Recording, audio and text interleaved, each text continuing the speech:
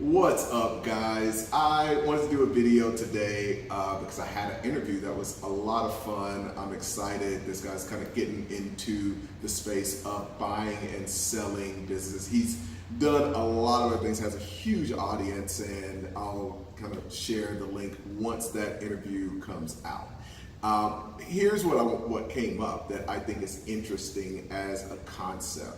I remember years ago reading Tim Ferriss, The 4-Hour Workweek.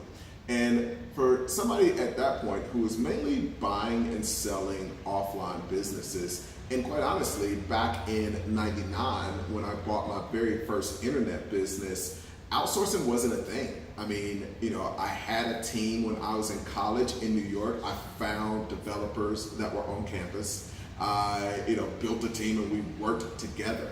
Later, when I moved the company to Tennessee, it was fun because I was able to hire a lot of my high school friends and buddies, and we had an office, that was high up, had an amazing view. It's like this cool thing.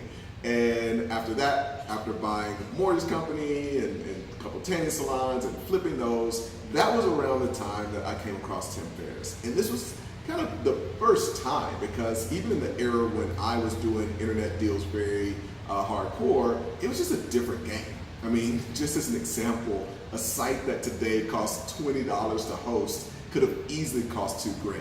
The site that we had was about $20,000 a month just for hosting. It was outrageous times. So the internet was a different thing. Communicating with people in the Philippines was a lot tougher. And to fast forward about 10 years later, and even compared to today, having communication was a lot more difficult than it is today, but it was so much easier. There was this huge move after the 4-Hour Workweek to start to hire people all over the world and take advantage of kind of the economic arbitrage between having a company that was making money in the US and being able to hire people that might live in the Philippines. Now, obviously, still to this day, it's a little bit of a controversial thing, but every company today that's successful is going to have a little component of outsourcing or have some employees that work remotely, and just taking advantage of the fact that today you don't need to be in the same place at the same time. So a lot of our team works remotely. We have all the businesses, and I talked a little bit about the way that we set up our team because I'm kind of a perpetual traveler. You might say. So I have to have a company that is built around that, and that's what we've built. Now, when it comes to outsourcing, one of the things that we don't think about, but is what we're really doing when we're deal makers, is we're outsourcing entrepreneurship. I'm very, very quick to say that I'm not an entrepreneur. And I realized that when I built a business, I bought a company and I decided, I already have the employees, I know how the business works, it's really successful in Chattanooga, I'm gonna create another one in Huntsville and just take the same thing that we've already done. And I quickly realized, no, it's not just knowing what to do, it's the amount of headache and work that goes into, trying to build a team from scratch, trying to get inventory. If it's an offline location, finding the location, putting deposits, paying rent, not making money from the day one. When you buy a company, from the day one that you spend money, you should start earning money. So all of those things are what I don't like about entrepreneurship. And what we're doing as deal makers is taking that Tim Ferriss concept one step further. And we're saying, hey, instead of us trying to go through that process of finding a MVP, a minimal viable product, and building that out, and trying to find some customers that want to buy it and using that to fund the business, and just some really neat concepts. But the funny thing is, as a deal maker, we're outsourcing that whole thing.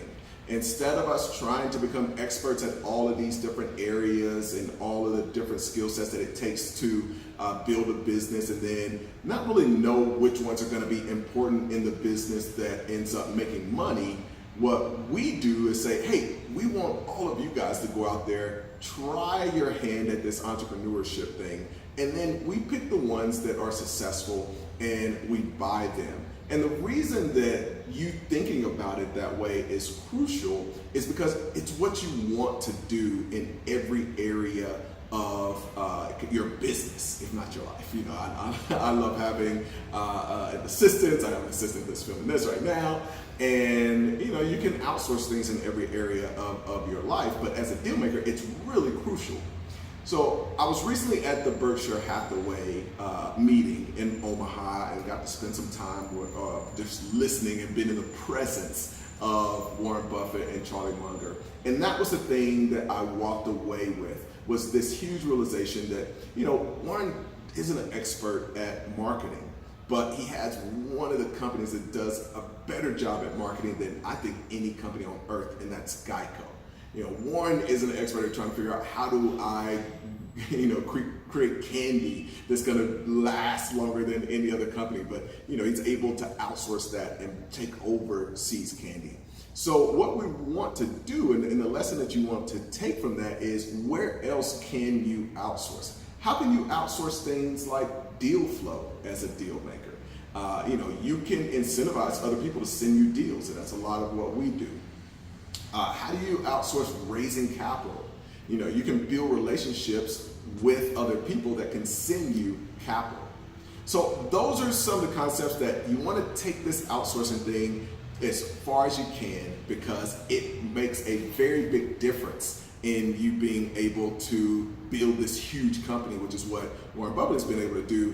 The reason he's gotten so big is because everything that he can outsource is outsourced, which is why he's got $1 trillion company that's run by 40 people in a small office in Omaha. One of the things that he announced while I was in Omaha at the meeting was the fact that he is finally getting a second floor, and they debated on whether they really wanted to get a second floor because they don't really need it.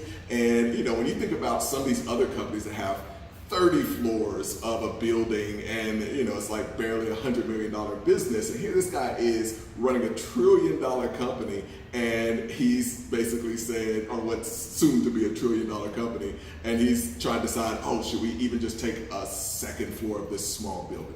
So the more you outsource, the more you're going to be able to scale. Think about everything from that perspective of being an outsourcer. Be sure to leave me any comments. What are your thoughts on that? And like the video if this was of value for you. Thanks so much for checking it out.